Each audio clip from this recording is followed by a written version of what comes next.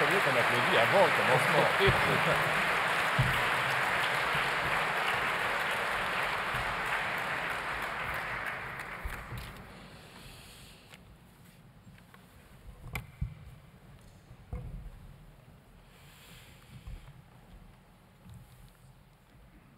Monsieur le recteur de Paris, messieurs les recteurs, chers collègues, chers amis de l'École des hautes études en sciences sociales, et surtout cher Luc Boltanski.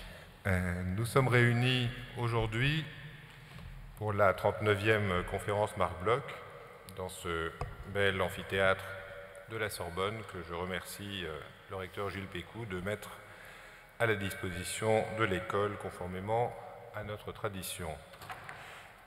Cette conférence a lieu en un moment important pour l'histoire de notre pays, de son enseignement supérieur et de l'EHESS, un moment dans lequel il faut savoir s'inscrire dans une histoire pour inventer notre propre avenir. Pour la première fois depuis le début de mon mandat, et pour la première fois à vrai dire depuis 2009, c'est à un Français que j'ai demandé de prononcer cette conférence, et en l'espèce à un directeur d'études de l'EHESS, Luc Boltanski. Et quand je vous ai fait cette proposition, cher Luc, vous m'avez répondu « mais la Marc Bloch, c'est pour les étrangers ». J'ai dû insister et ensuite vous convaincre que si d'autres collègues de l'école auraient pu aussi légitimement donner cette conférence, c'est vous qui êtes aujourd'hui nécessaire. Vous êtes en effet, cher Luc Boltanski, une sorte d'incarnation de l'EHESS et plus largement de ce qu'apportent de spécifique les sciences sociales françaises, si diverses et si imbriquées soient-elles dans la production scientifique internationale. Voici 25 ans, votre dossier de candidature à une direction d'études commençait par la phrase suivante. 1962, je signale que 1962 c'était aussi l'année de la licence de sociologie de Luc Boltanski à la Sorbonne. 1962, vacataire au Centre de sociologie européenne qui vient d'être créé à l'École des hautes études, où je fais mon apprentissage de la recherche en participant à plusieurs programmes collectifs de ce centre. Ni normalien, ni agrégé, mais bientôt déjà pair, c'est comme vacataire, puis bientôt comme chef de travaux dans l'équipe de Pierre Bourdieu que vous participez au programme qui débouche sur un art moyen, essai sur les usages sociaux de la photographie, minuit 1965. En même temps, car l'école facilite la circulation des personnes et des idées, vous travaillez sur des matériaux anthropologiques collectés par l'équipe d'Isaac Chiva et en tirez un bonheur suisse, minuit 1966. Ceci ne vous empêche pas d'écrire votre thèse de troisième cycle, soutenue en 1968 devant Raymond Aron, Roger Bastide et Pierre Bourdieu, et publiée sous le titre Prime éducation et morale de classe en 1969. C'est alors que vous êtes recruté comme maître assistant à l'école et poursuivez vos recherches.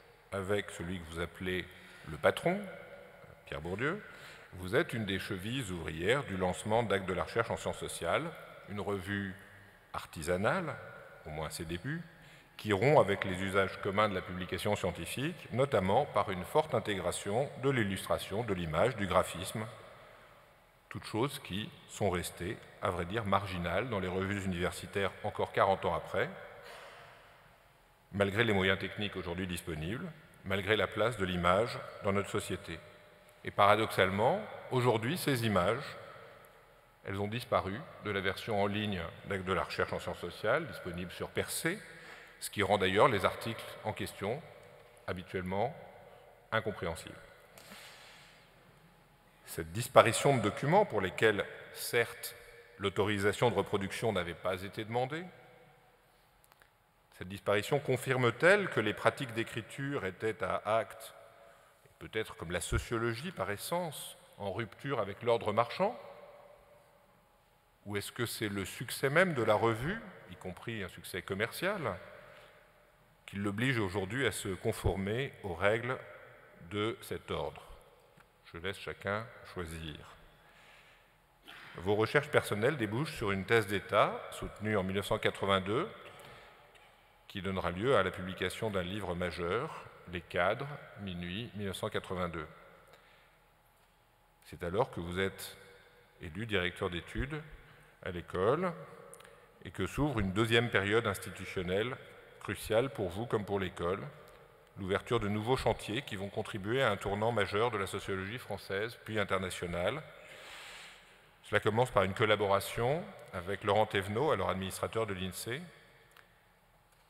dont le sujet, je cite à nouveau votre dossier de candidature comme directeur d'études, les représentations des groupes sociaux que les individus mobilisent dans la vie quotidienne. C'est tout le programme des 10 ans, voire des 15 ans qui vont suivre, exprimé avec une clarté exceptionnelle. Tout en situant dans une certaine continuité avec les cadres, ce projet conduit au tournant épistémologique constitué d'abord par les économies de la grandeur, conçu en lien profond avec les économistes du courant dit des conventions, puis par la reformulation sous le titre de la justification de cette entreprise de refondation sociologique des manières de penser la grammaire des justifications et par là même d'explicitation des choix et des désaccords en société.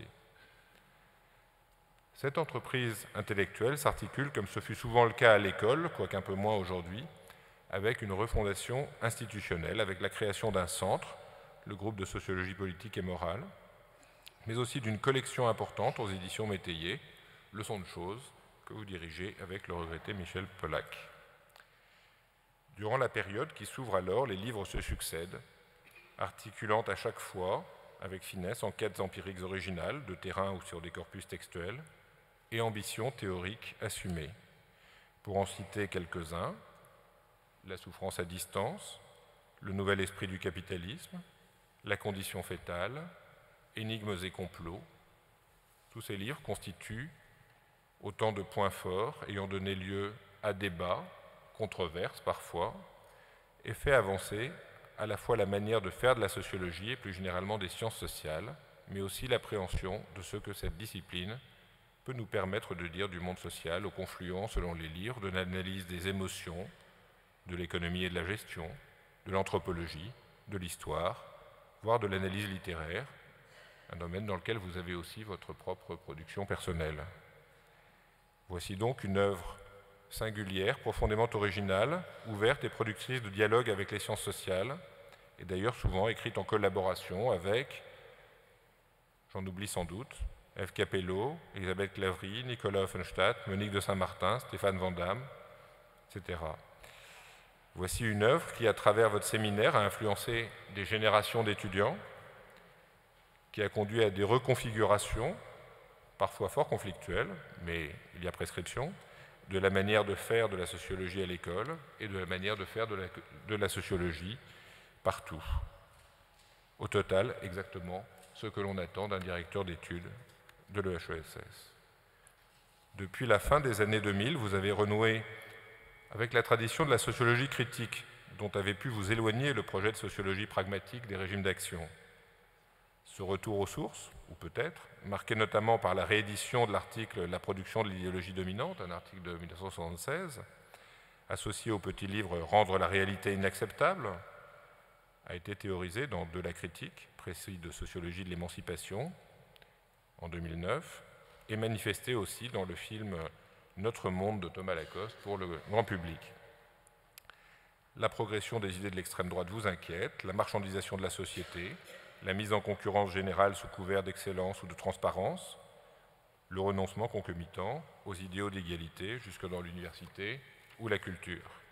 Mais que l'on adhère ou non à ces positions politiques, on ne peut qu'admirer votre capacité analytique de dévoilement des faits sociaux, de même que vous aviez ouvert les yeux à nombre de cadres sur leurs fonctions sociales dans les cadres, puis sur les transformations de leur rôle, sur l'exigence de mobilité, de flexibilité, voire même d'enthousiasme qui s'imposait à eux dans le cadre de la cité par projet que vous analysez dans le nouvel esprit du capitalisme. Vous nous avez proposé récemment, dans votre dernier livre, Enrichissement, coécrit avec Arnaud Esquer, un cadre d'analyse de l'extension ou de réarticulation du monde marchand aux arts, à la haute cuisine, au patrimoine, voire au paysage, qui fait débat chez les professionnels de ces secteurs. En remettant de nouveau les questions économiques au centre de votre réflexion, après l'avoir fait même quand les sciences sociales françaises les délaissaient, et en le faisant sans concession pour le point de vue des économistes à l'heure même de leur triomphe, vous ne pouvez que susciter l'intérêt et la curiosité. Nous préciserez-vous donc aujourd'hui comment vous articulez ces différents moments de votre pensée, quel cadre théorique et quelle motivation d'engagement vous nous proposez. C'est en tout cas avec une immense curiosité et avec la joie qui nous anime tous à l'heure d'apprendre et de comprendre, la joie même qui motive nos vies et nos engagements, que je vous cède maintenant, cher Luc Boltanski, la parole. Merci beaucoup.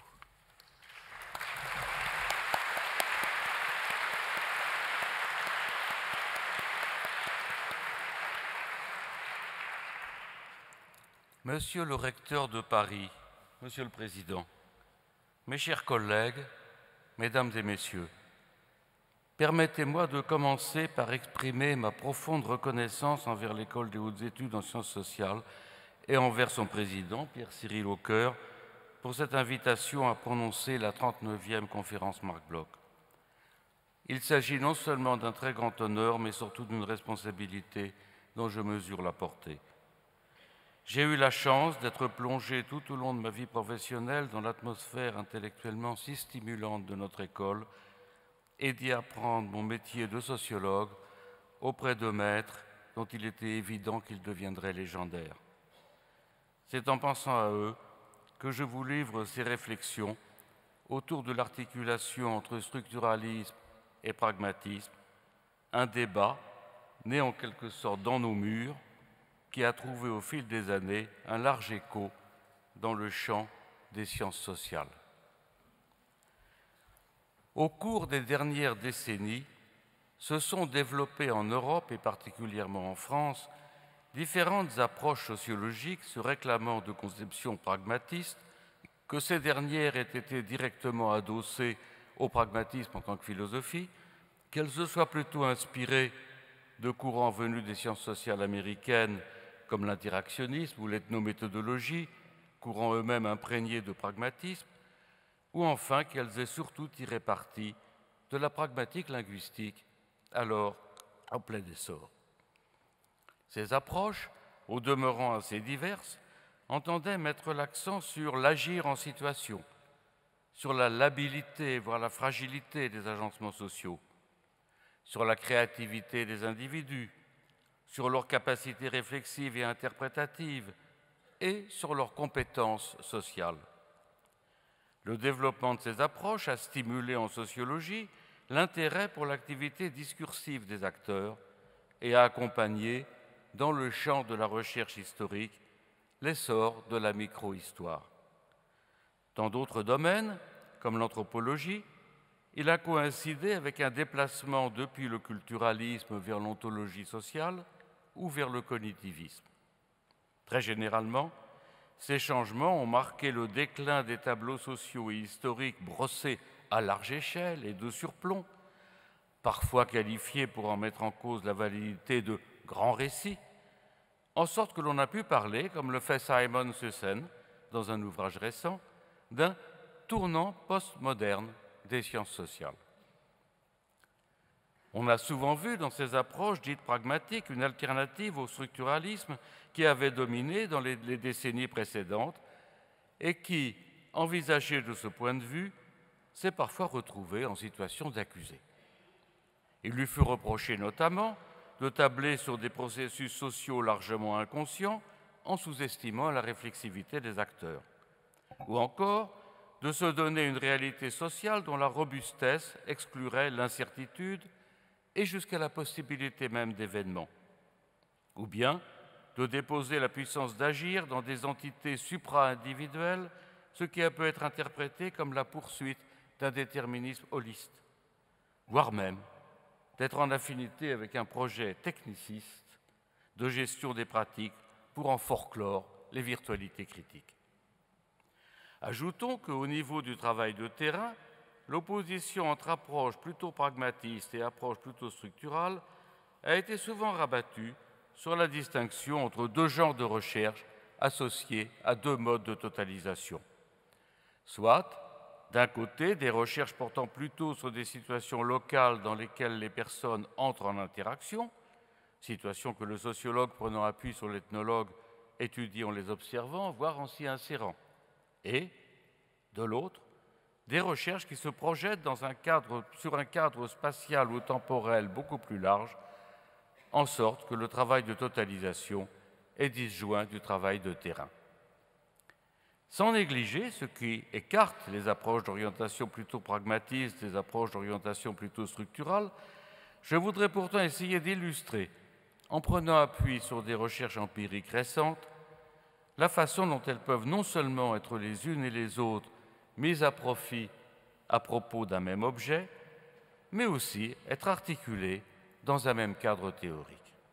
Il faut préciser toutefois que la question de l'articulation entre approche d'orientation pragmatiste et approche d'orientation structurale se pose de manière relativement différente selon la façon dont on conçoit ces dernières. J'opposerai deux types idéaux de structuralisme que j'appellerai structuralisme cognitif et structuralisme systémique. On peut rassembler sous le terme de structuralisme cognitif des approches qui se sont développées d'abord en anthropologie, depuis la linguistique, surtout sous l'impulsion de Claude Lévi-Strauss.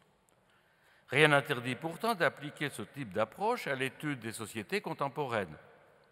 On se donnera alors des individus singuliers, et par conséquent différents, plongés dans des situations singulières, et par conséquent différentes, tout en les dotant de la possibilité d'avoir accès à des dispositifs favorisant la convergence des jugements, qu'il s'agisse d'ailleurs, pour eux, aussi bien d'aller vers l'accord que vers le désaccord et la critique.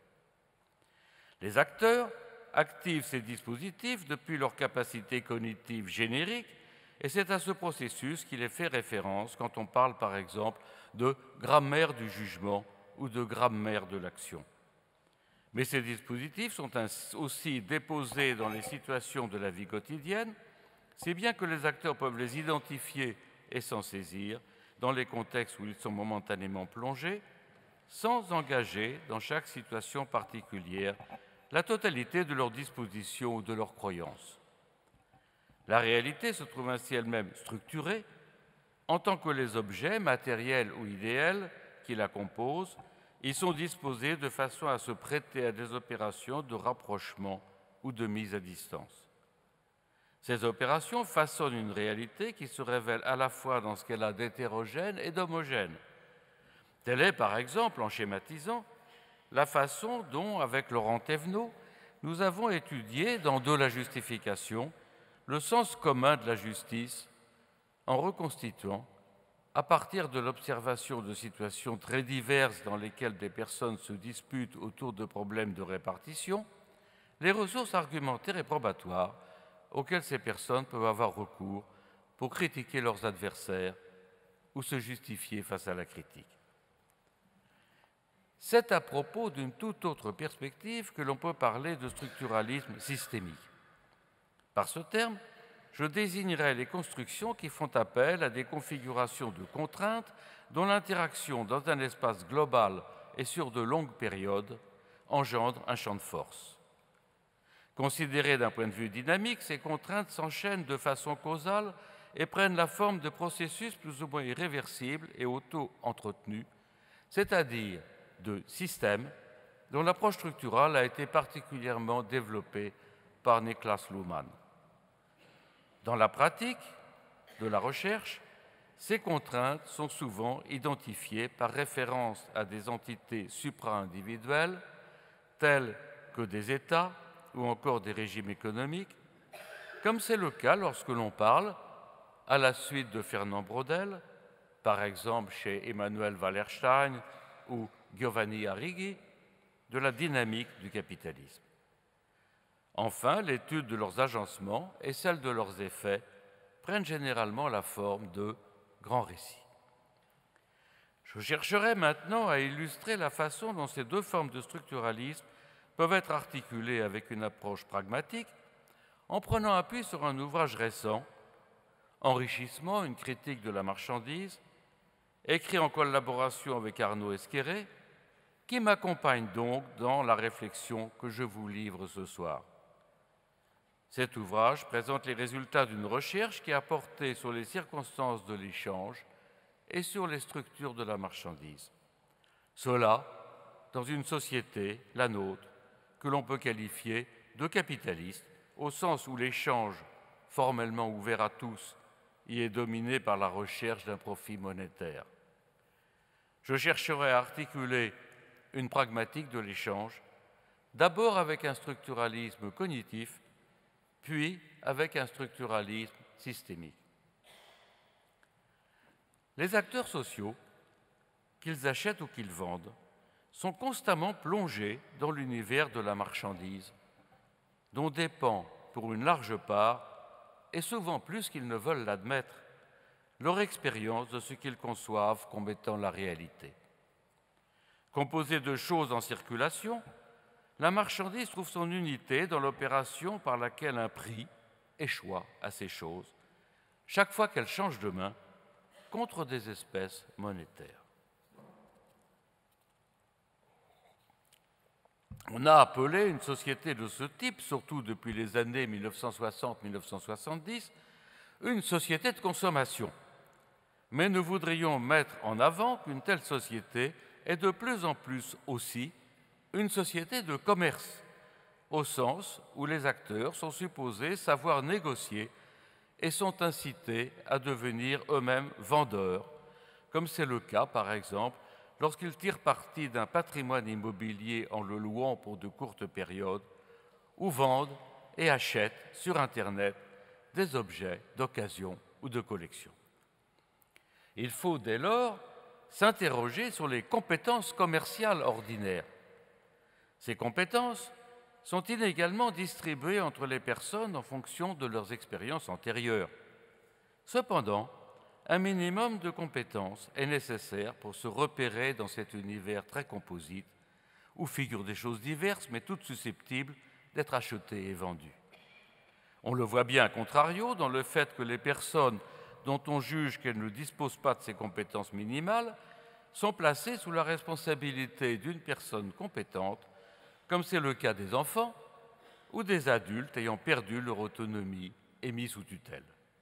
On le voit également en examinant des situations dans lesquelles un étranger, ne s'agirait-il que d'un touriste, est subitement plongé dans un contexte d'échange où il lui est difficile de confronter le prix d'une chose singulière, dont l'identification peut lui sembler problématique, à l'univers des prix dans lequel ce prix singulier vient s'insérer.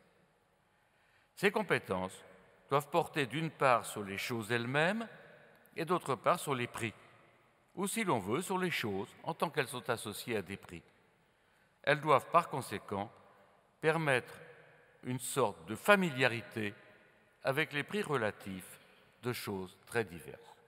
Ces compétences sont mises en œuvre dans une multiplicité d'échanges dont chacun s'insère dans une situation spécifique et qui peuvent faire, à ce titre, l'objet d'une approche pragmatique.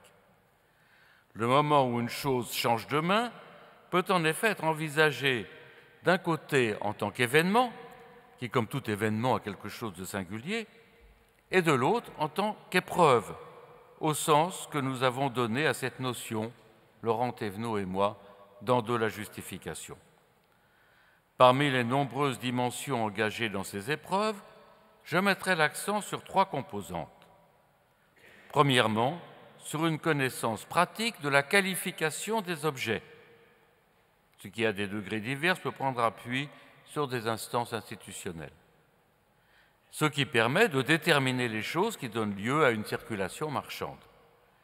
L'échange est facilité et les coûts de transaction diminués si le vendeur et l'acheteur parviennent à s'accorder sur cette qualification.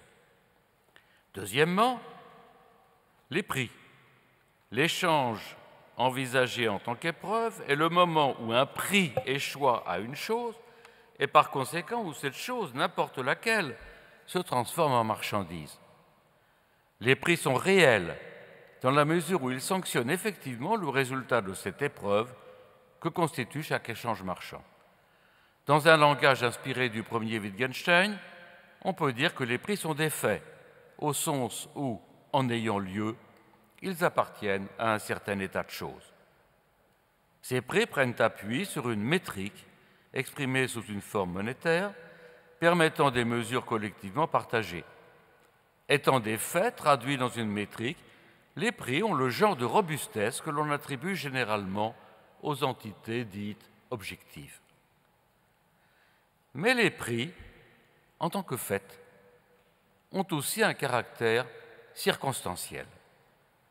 D'une part, excepté dans les cas rares où ils sont administrés, les prix ont tendance à varier en fonction des circonstances de l'échange, et notamment des rapports de force qui s'instaurent entre les partenaires. Plus généralement, à la différence de ce qu'il en est de la taille ou du poids des objets physiques, les prix ne sont pas une propriété intrinsèque des choses mises à prix, comme en témoigne le fait qu'une chose considérée comme étant la même peut atteindre des prix différents en 2 lieux ou à 2 moments, ou encore que 2 choses jugées identiques peuvent pourtant être négociées à des prix différents quand elles sont plongées dans des situations différentes. En outre, le prix s'inscrit dans la temporalité, et cela, comme on le verra mieux tout à l'heure, selon des modalités différentes pour différents genres de marchandises. La valeur attribuée aux choses constitue enfin une 3e composante de l'échange considérée en tant qu'épreuve. Il semble toutefois que, envisagée dans une optique pragmatique, la question de la valeur n'intervienne dans l'échange que lorsque l'un ou l'autre des partenaires de la transaction entend faire référence à quelque chose qui serait de l'ordre d'une qualité intrinsèque d'un objet, qualité susceptible d'être considérée comme s'il s'agissait d'une grandeur distincte du prix de cet objet. De fait, on peut montrer que la référence à la valeur n'intervient dans l'échange que lorsque ceux qui s'y trouvent engagés entendent critiquer un prix ou, à l'inverse, s'efforcent de le justifier pour répondre à la critique ou pour la prévenir. Ils tendent alors à distinguer le prix d'une chose de ce qui en constituerait la valeur. On peut donc considérer la référence à la valeur comme étant un dispositif de justification du prix. Le prix n'a pas toujours besoin d'être justifié, et dans la pratique, celui des choses usuelles que nous acquérons quotidiennement, par exemple un stylo bille standard, l'est rarement. Mais critique et justification du prix deviennent des opérations courantes quand la transaction porte sur des objets plus différenciés. La justification du prix peut soit être une réponse à la contestation du prix demandé, et l'on se retrouve dans un cas classique où une justification répond à une critique. Soit, elle peut être présentée préalablement à l'achat, en quelque sorte pour rassurer l'acquéreur éventuel sur le bien-fondé de l'acte qu'il se propose d'accomplir, ce à quoi vise souvent la publicité. Dans cette perspective, la question de la valeur, parfois entourée d'un halo mystérieux, pour ne pas dire mystique, peut être clarifiée en la détachant de ses prolongements ontologiques ou moraux. Dans la compétence économique ordinaire, la valeur est censée faire référence à un état de choses qui, à la différence de ce que suggère leur prix, ne serait pas circonstanciel, mais en quelque sorte essentiel. La valeur est traitée ainsi comme si elle était plus réelle que le prix. Mais le problème est que la valeur ne possède pas de métrique qui lui soit propre et qui puisse par conséquent permettre de l'objectiver indépendamment du prix. À un réel circonstanciel, celui des prix, s'oppose donc un réel idéal ou fictionnel, celui de la valeur. Il s'ensuit que la distinction entre le prix et la valeur, qui revient fréquemment dans les propos des personnes ordinaires sur leurs pratiques économiques, peut être décrite comme une tension entre 2 façons de poser ce qui est réel, par opposition à ce qui serait illusoire, voire trompeur.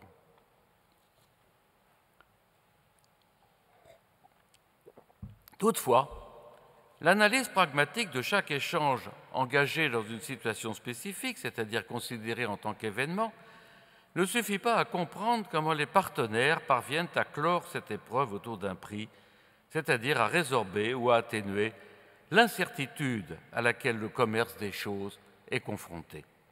Cette incertitude peut porter sur les personnes en interaction, sur leur statut légal, sur leurs intentions ou surtout sur la chose qui donne lieu à la transaction. Des désaccords sur la qualification de la chose peuvent apparaître, dans la mesure notamment où les qualités d'une chose ne se dévoilent pas toutes à l'épreuve du regard ni des autres sens. La chose, pour dévoiler ce qu'elle est, doit être expérimentée, et cela non seulement sur le moment, mais au cours d'une période plus ou moins longue. Dans l'instant commercial, c'est surtout en prenant appui sur la description que l'offreur fait de la chose que l'on peut espérer enlever l'ambiguïté. Mais ce dernier peut se montrer opportuniste, mentir ou cacher certaines informations qui échappent au sens. Il faut, pour lui faire confiance, s'assurer qu'il dit bien la vérité sur la chose. Encore peut-il être sincère et se tromper. Le processus d'échange prendrait une forme interminable si les personnes ne disposaient pas de dispositifs permettant à leur jugement de converger quand elles sont confrontées à des épreuves commerciales. Ce sont ces dispositifs susceptibles d'informer des raisons d'agir que nous désignerons par le terme de structure de la marchandise. Ces structures sont à la fois identifiables dans l'environnement et intégrées aux autres moyens cognitifs dont disposent les acteurs pour s'orienter dans la réalité. Bien qu'elles puissent varier selon les groupes et être inégalement intériorisées, ces structures doivent pourtant offrir des ressources plus ou moins communes pour que les transactions puissent s'effectuer. Elles permettent aux acteurs sociaux de se repérer dans le cosmos de la marchandise qui, en leur absence, se présenterait comme une totalité opaque, quasi impénétrable. Ajoutons que la marchandise étant composée de choses auxquelles échoit un prix, c'est aussi en se guidant sur ces structures que peuvent se former des jugements sur les prix. C'est la raison pour laquelle l'analyse des structures de la marchandise se distingue d'une cartographie du monde des objets, au moins des objets les plus courants, tels que, par exemple, l'a tenté Jean Baudrillard dans le système des objets, en prenant appui sur une sémiologie. Ces structures ne concernent les objets qu'en tant qu'ils sont dotés d'un prix, qui, toujours susceptible de donner lieu à une critique, doit être justifié par référence à quelque chose qui serait leur valeur supposée réelle. Or, critique et justification sont des opérations qui reposent toujours sur un dispositif argumentatif et qui, par là, nécessitent le recours au discours. C'est la raison pour laquelle nous parlerons, pour préciser ce sur quoi opèrent ces structures, de formes de mise en valeur.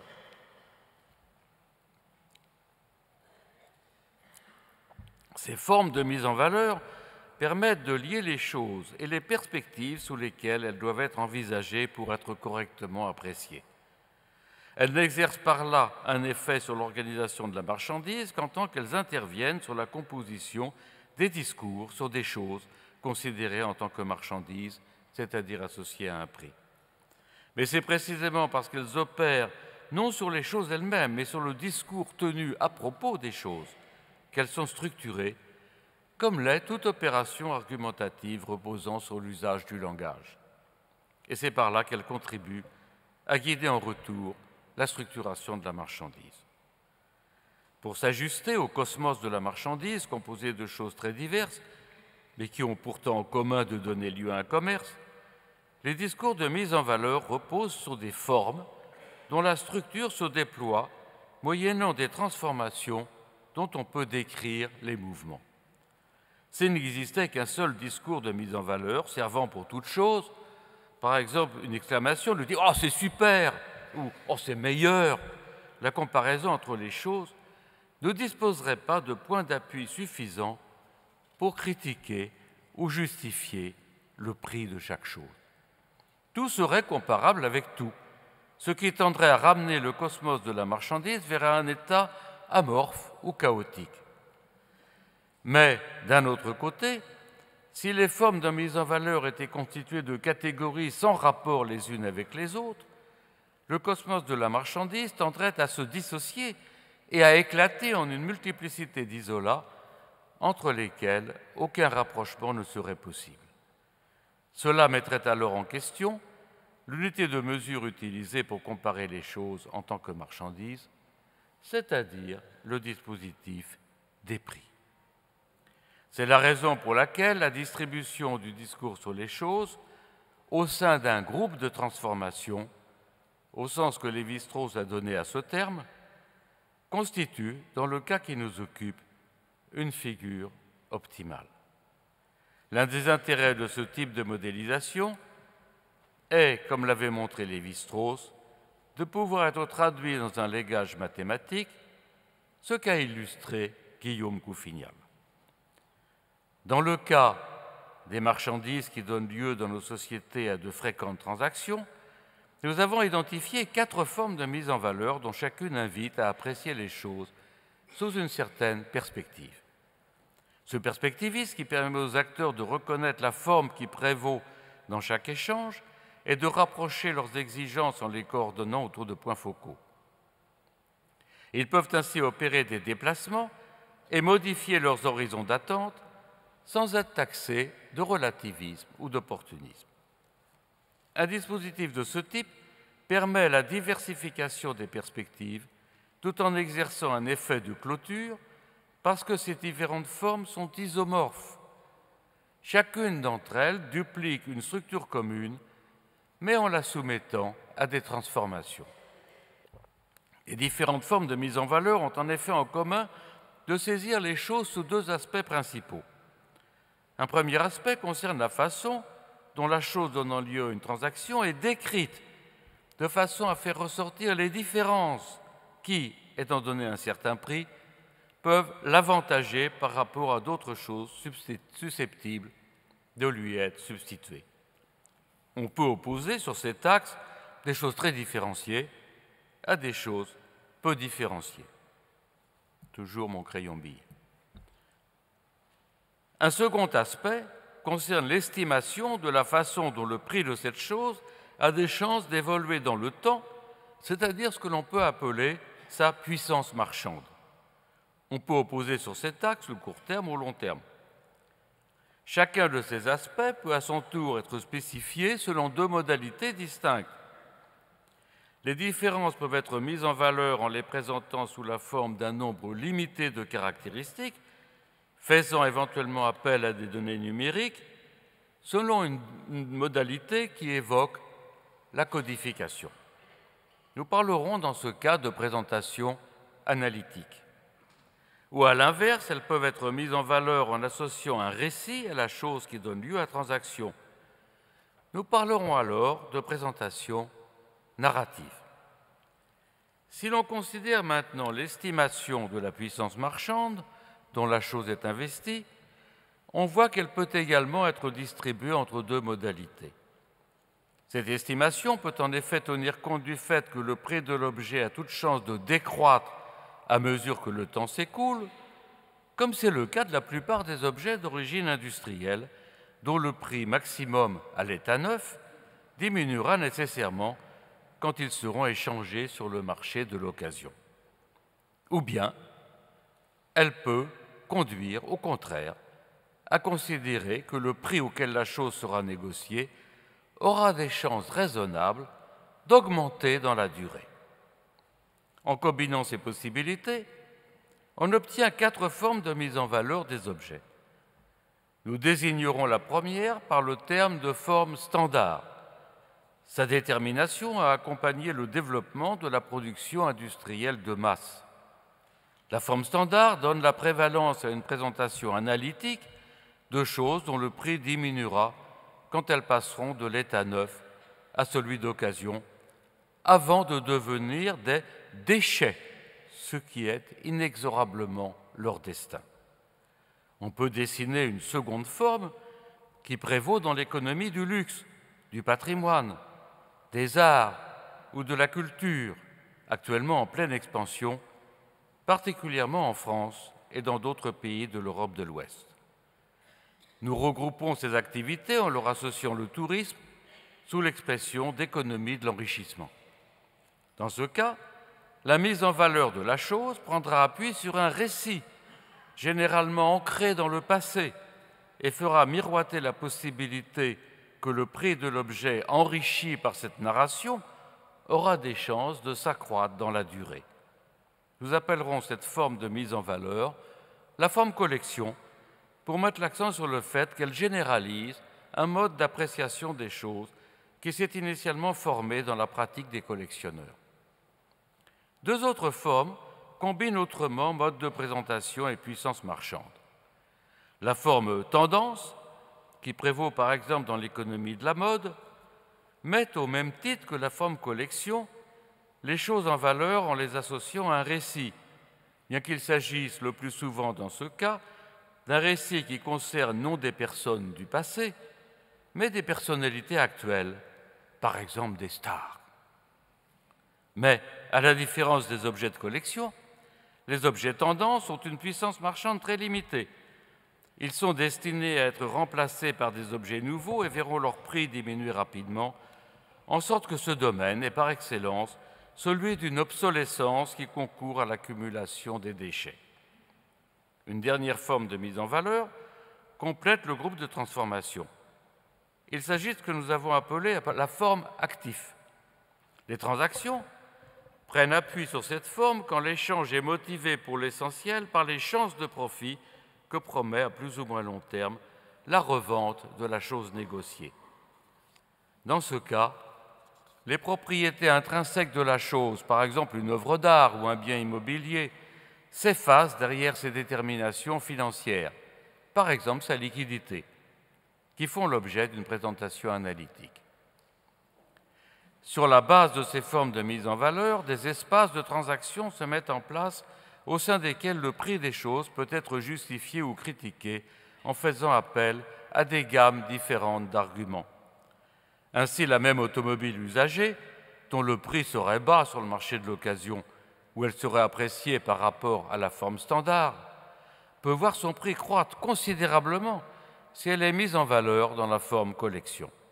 Dans ce dernier cas, son prix élevé pourra être justifié par un récit qui, par raison, l'associera à une personnalité célèbre à laquelle elle a appartenu dans le passé. J'ajouterai enfin que les choses ne sont pas affectées par quelques propriétés substantielles et une fois pour toutes à une certaine forme de mise en valeur, mais peuvent migrer d'une forme à une autre. Une des façons d'accroître le prix d'un objet est en effet de le déplacer depuis une forme de mise en valeur où son prix est bas vers une forme où son prix a des chances de se révéler plus élevé. C'est le cas par exemple quand un objet usagé migre depuis la forme standard vers la forme collection ou quand une œuvre d'art est acquise par un opérateur, non pour combler un manque dans une collection, mais uniquement dans l'espoir qu'elle pourra être revendue avec profit, ce qui revient à la considérer en tant qu'actif.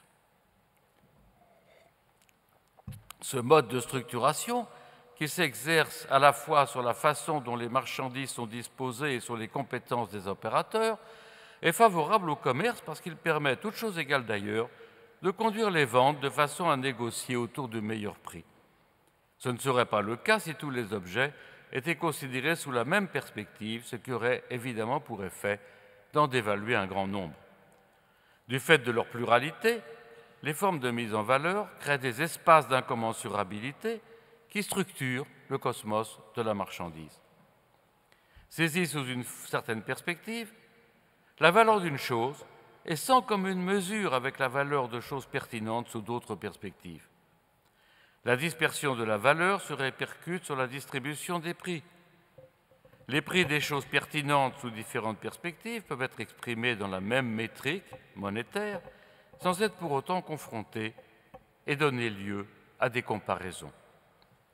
Et, de même, la concurrence entre des objets qui seraient susceptibles d'être déterminés comme appartenant au même genre, par exemple relativement à leur fonction, mais qui sont évalués par référence à différentes formes de mise à valeur, est très atténuée, voire inexistante, en sorte que des choses apparemment substituables deviennent en fait non substituables. Une Twingo d'occasion n'est pas en concurrence avec une Dauphine de collection. Un sac standard acheté chez Monoprix n'est pas en concurrence avec un sac de luxe en croco acheté chez Vuitton, susceptible d'être revendu en tant qu'objet de collection. Au cours de vente aux enchères, ça existe. De même, il va de soi, si les partenaires de l'échange se coordonnent par référence à la forme standard, qu'une voiture juste sortie d'usine puisse être présentée à un prix supérieur à celui d'une voiture d'occasion, pouvant donner lieu à un usage tout à fait similaire, pour la seule raison qu'elle est neuve. Ou encore, si leur coordination repose sur la forme collection, qu'une œuvre d'art originale puisse être présentée à un prix très, très supérieur à celui d'une copie, même si la copie est parfaite, du seul fait qu'il s'agit de l'original. Autrement dit, la mise en valeur tend à entraver les effets de substitution et par là à limiter la concurrence en spécifiant les quelques objets avec lesquels l'objet soumis à l'échange peut être mis en compétition, c'est-à-dire en écartant un grand nombre de prétendants potentiels. La constitution de monopole ou de quasi-monopole est, comme l'avait vu Edward Chamberlain, l'horizon de ce processus est sans doute le rêve qui habite tous les opérateurs intervenant dans un espace de transaction. C'est en effet dans ces situations que le pouvoir de l'offreur sur la détermination du prix est le plus fort et par conséquent, en empruntant encore une fois un concept à Fernand Braudel, que la plus-value marchande qu'il peut espérer réaliser a des chances d'être la plus élevée. Les formes de mise en valeur dont je viens de rappeler rapidement la structure fournissent aux acteurs sociaux des points de repère pour s'engager dans des situations d'échange et porter un jugement sur les prix. Il faudrait pourtant se garder de considérer les structures de la marchandise comme s'il s'agissait de composantes immuables de la réalité. Elles ont une dimension historique sur laquelle je voudrais maintenant mettre l'accent. Je proposerai l'argument selon lequel les changements qui affectent les structures de la marchandise dépendent pour l'essentiel de la dynamique du capitalisme.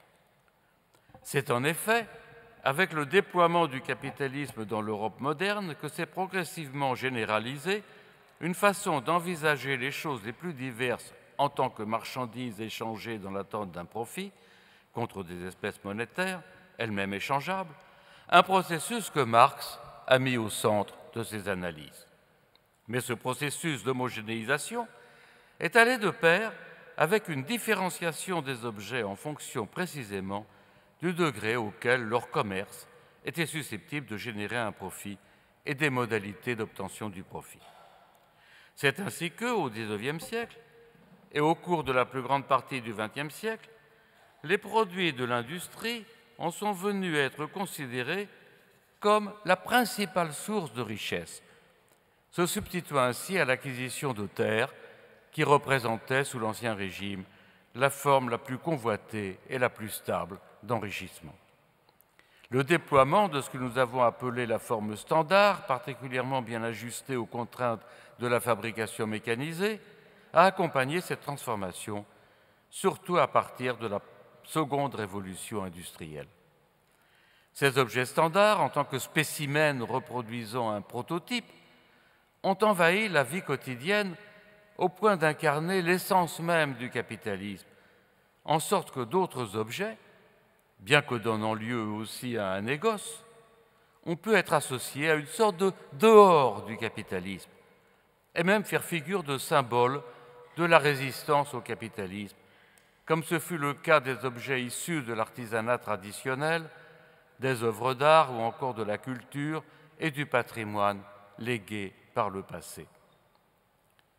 On peut montrer que la formation et le déploiement des autres formes de mise en valeur composant le groupe de transformation, soit la forme collection, la forme tendance et la forme actif, ont été stimulés par une extension du processus de marchandisation à de nouveaux objets. Cette extension a accompagné les déplacements du capitalisme, qui ont été eux-mêmes fonction, à partir du milieu des années 1960 environ, d'une érosion des retours sur investissement tirés de la production manufacturière effectuée dans les pays de l'Ouest européen où le capitalisme était né. Érosion qui peut en partie être mise sur le compte des avantages en termes de salaire et de conditions de travail obtenus par les travailleurs européens à la suite des luttes ouvrières des années 1960-1970.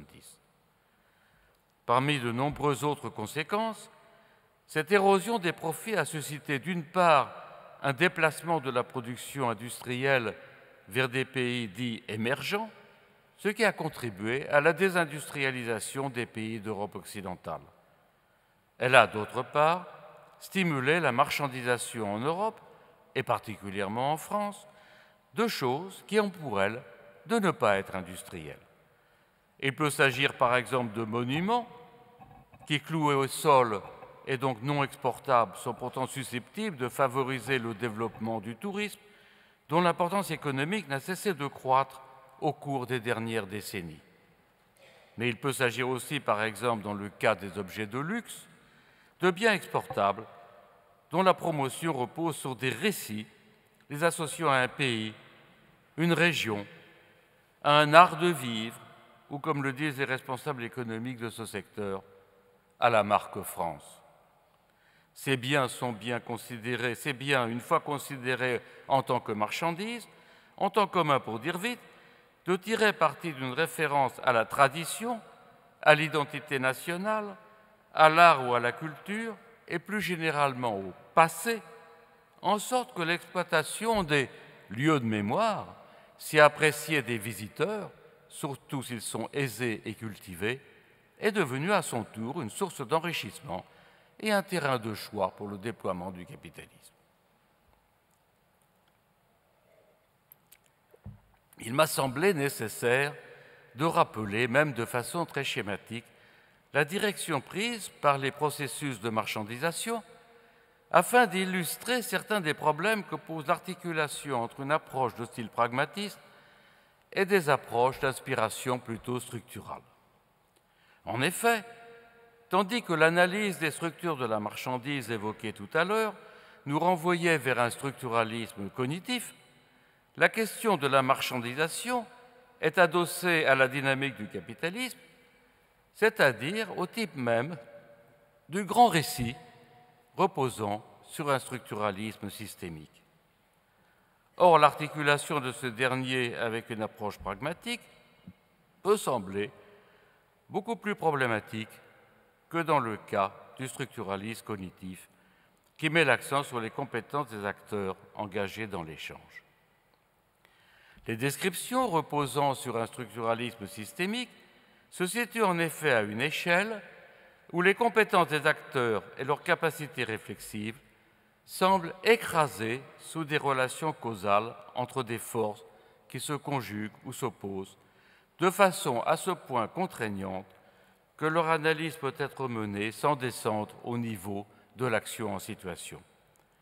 D'où l'insistance généralement mise sur la nécessité qui régit le système et semble s'imposer à tous, en quelque sorte, de l'extérieur.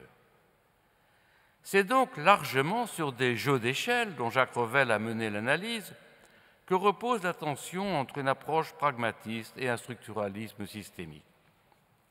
Toutefois, on peut porter un autre regard sur cette tension quand on l'examine, non dans une optique toute théorique, mais en l'envisageant depuis la façon dont elle se manifeste dans la pratique des acteurs, particulièrement quand ils mettent en œuvre leur capacité critique. Il existe sous ce rapport une sorte de paradoxe. D'un côté, les descriptions systémiques de surplomb font le plus souvent l'impasse sur les capacités réflexives des acteurs et par conséquent sur leurs capacités critiques. Mais d'un autre côté, c'est largement en prenant appui sur ces descriptions systémiques que les acteurs alimentent leurs capacités critiques.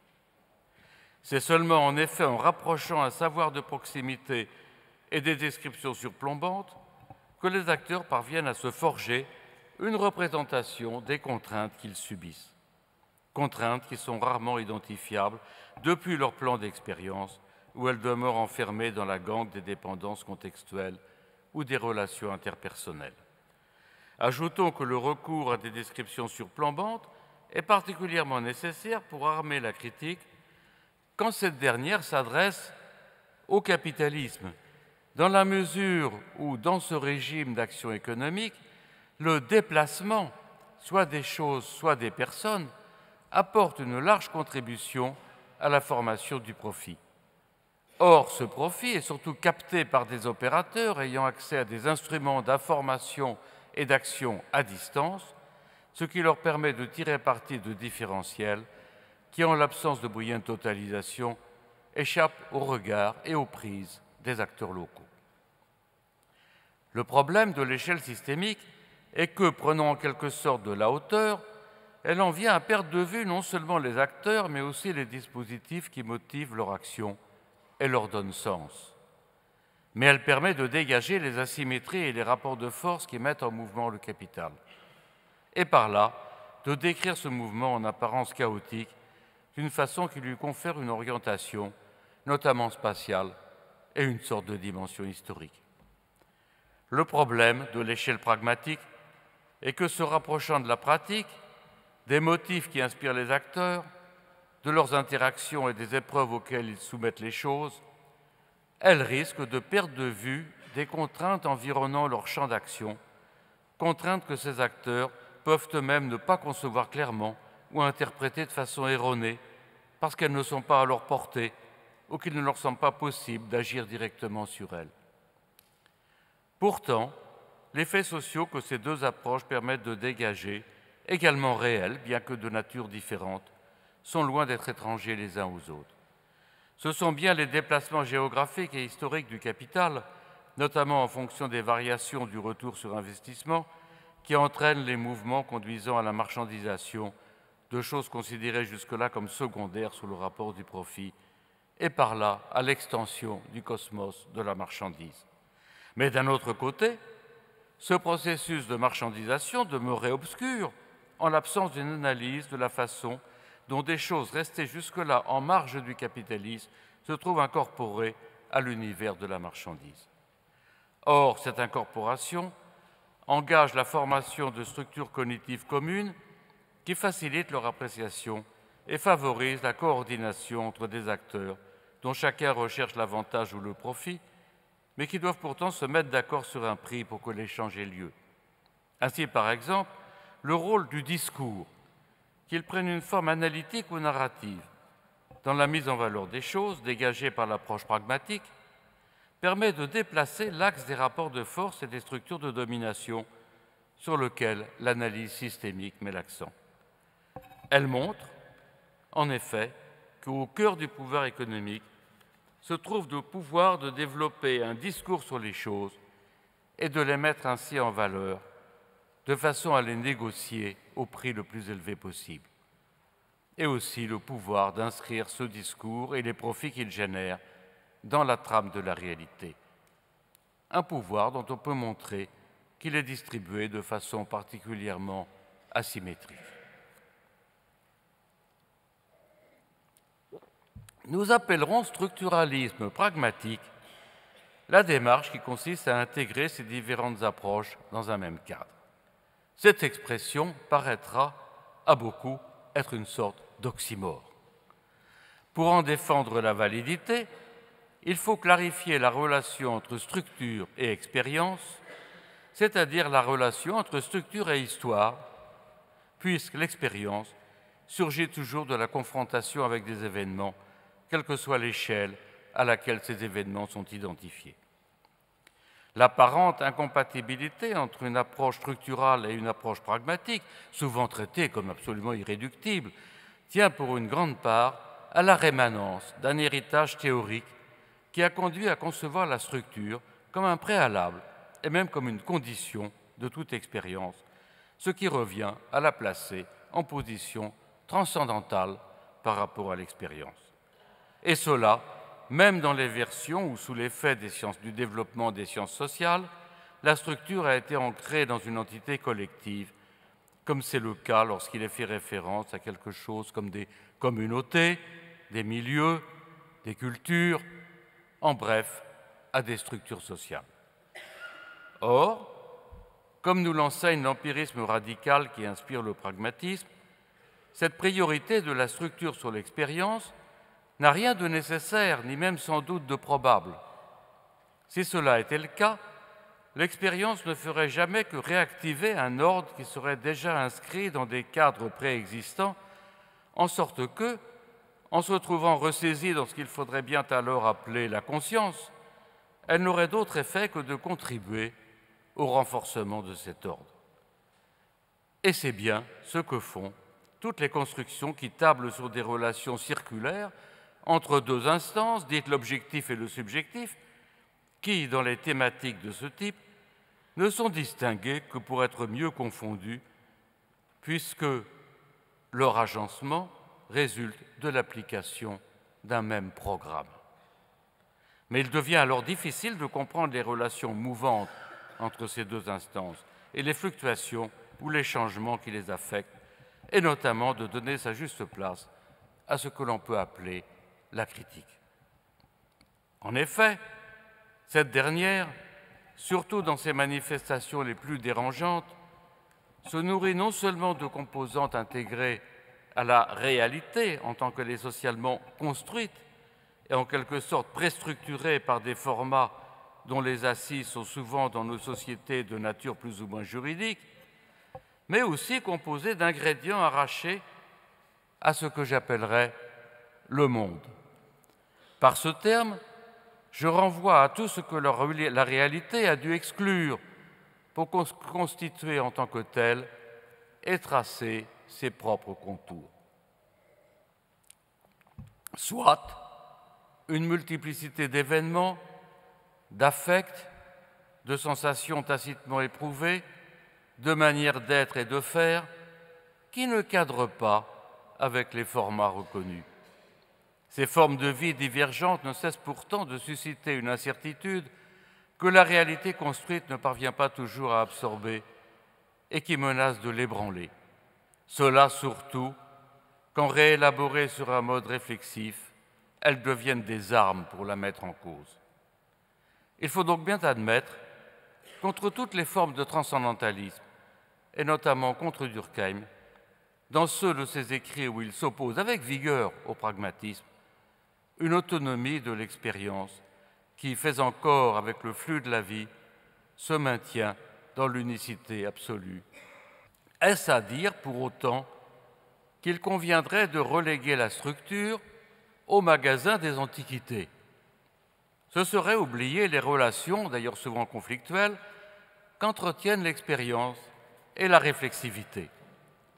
L'expérience est loin d'être toujours réflexive, et si c'était le cas, le coût de l'action s'élèverait au point de la rendre quasiment impraticable, comme le montre par exemple le fait relevé par les linguistes de la quasi-impossibilité de parler tout en réfléchissant aux règles de grammaire qui, dans une certaine langue, conforment la parole. À l'inverse, la réflexivité, quand elle se détache de l'expérience, tourne en quelque sorte à vide et ne délivre plus que des idéologies. Une idée développée par Marx quand il pose la différence fondamentale entre d'un côté ceux qui vivent du travail des autres et croient n'avoir rien d'autre à faire que de penser, et ceux qui vivent, excusez-moi, j'ai sauté une ligne, la différence entre d'un côté ceux qui produisent leurs moyens d'existence et ont l'expérience du travail, je les ai oubliés, on les oublie toujours, et de l'autre, ceux qui vivent du travail des autres et croient n'avoir rien d'autre à faire que de penser leurs conditions, généralement en l'universalisant. Une opposition qui a largement inspiré depuis lors les théories de la pratique, et particulièrement celle de Pierre Bourdieu. Il existe néanmoins un grand nombre de situations dans lesquelles l'expérience, revenant en quelque sorte sur elle-même, engage un mouvement de réflexivité. C'est généralement le cas lorsque l'expérience se trouve prise à défaut et en quelque sorte surprise, parce qu'elle se heurte à quelque chose à laquelle elle ne sait pas faire face et qui lui apparaît comme une énigme, ce qui, comme les pragmatistes et particulièrement John Dewey l'ont largement commenté, enclenche le départ d'une enquête. C'est selon nous, au sein de ces états de choses que la référence à des structures cognitives devient pertinente. Car, à la différence de l'expérience, l'enquête ne peut se passer d'instruments d'enquête, c'est-à-dire d'avoir recours à des opérateurs, schèmes ou modèles, emmagasinés au cours d'apprentissage spécifiques ou lors d'expériences antérieures. C'est donc en rapprochant l'expérience vécue et ces modèles que l'enquête peut se mettre en place. Or, c'est à ces schèmes et à ces modèles déposés dans différents types de mémoire, mais qui, pour être efficaces, débouchent toujours aussi sur des langages que renvoie généralement la référence à des structures intériorisées. Ces opérateurs, précisément parce qu'ils se trouvent coulés dans des langages, sont nécessairement structurés.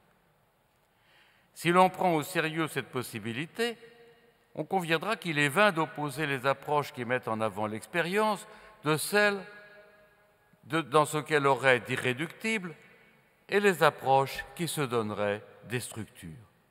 Expérience et structure sont ancrées les unes et les autres dans le plan d'existence, mais à condition de ne pas concevoir les structures comme des préalables absolus de toute expérience, mais plutôt comme des opérateurs susceptibles d'être mobilisés après coup pour interpréter l'expérience quand elle se heurte à des obstacles qui l'empêchent de se dissoudre dans le flux de la vie.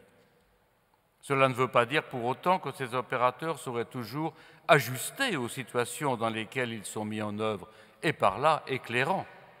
Dans un grand nombre de situations, les acteurs appliquent à leur expérience des schèmes qui sont impuissants à leur ouvrir la voie d'une interprétation permettant la poursuite de l'action, et cela particulièrement quand la réalité est confrontée à des changements radicaux qui mettent directement l'expérience au contact de ce que j'ai appelé le monde, c'est-à-dire de l'incertain, voire de l'inconnu.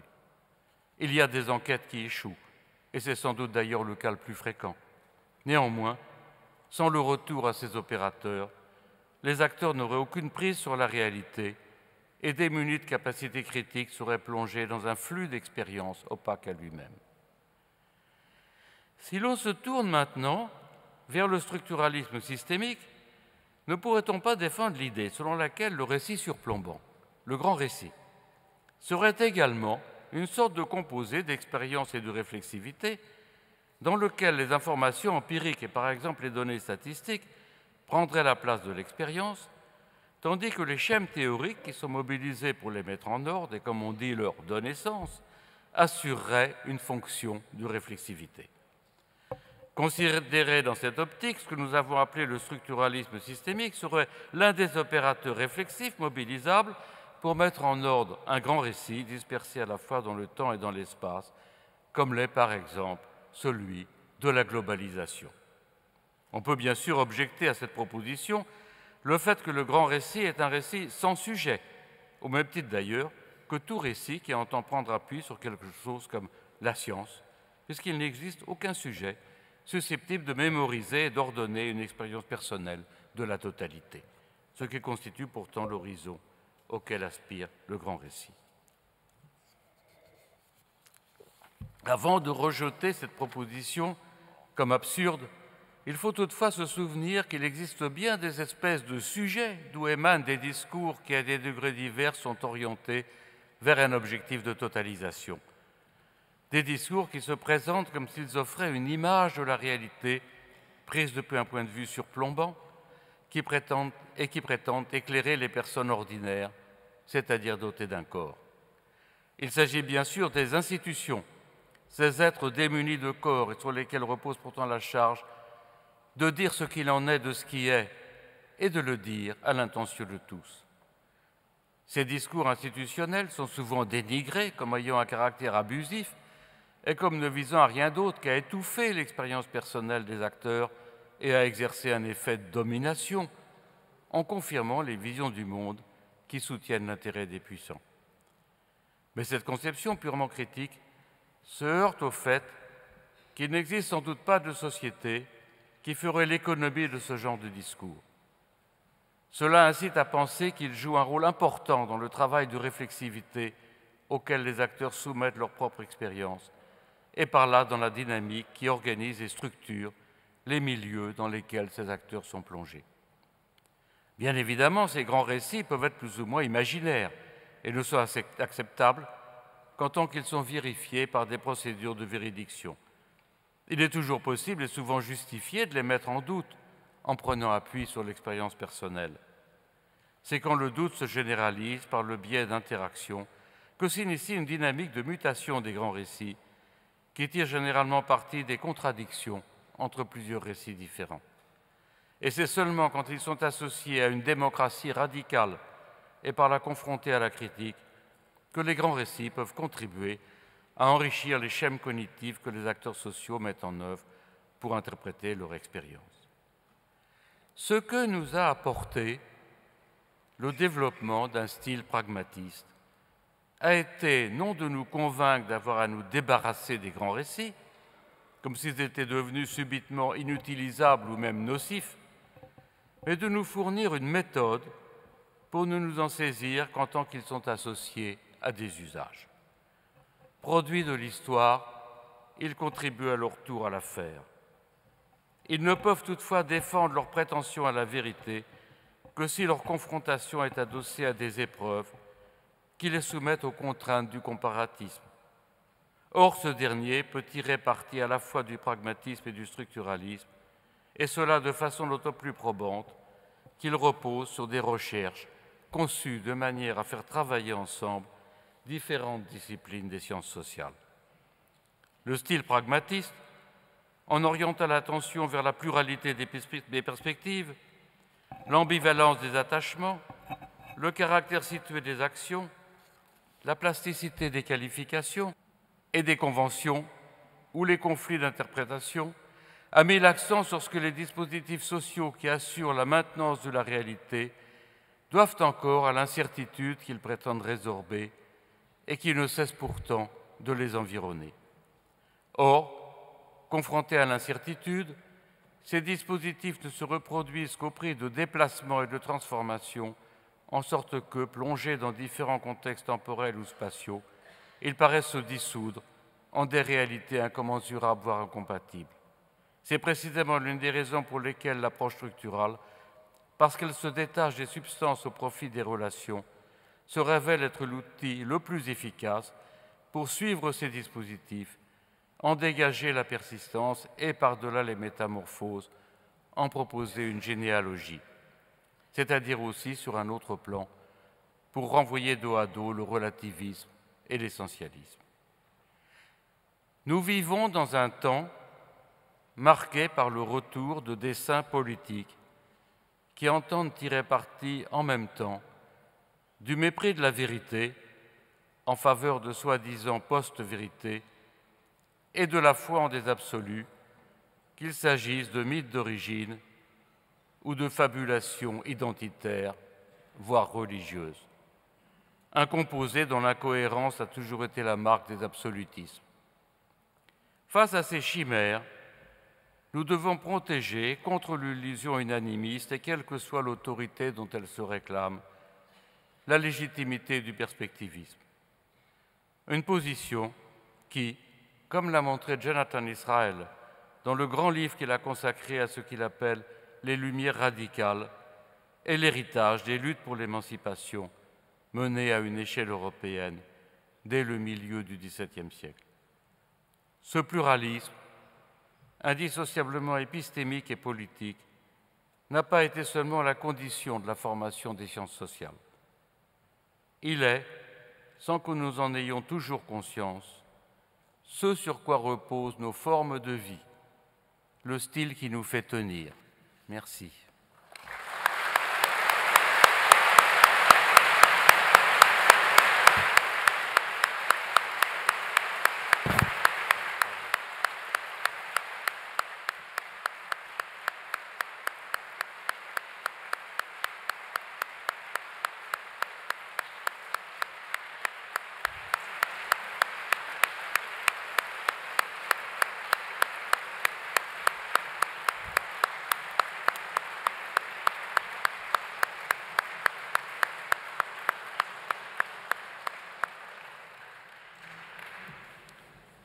Merci beaucoup, cher Luc Boltanski, pour cette analyse brillante, cette tentative de réconciliation des traditions intellectuelles qui ont tant marqué l'école des hautes études, pour les perspectives que vous ouvrez,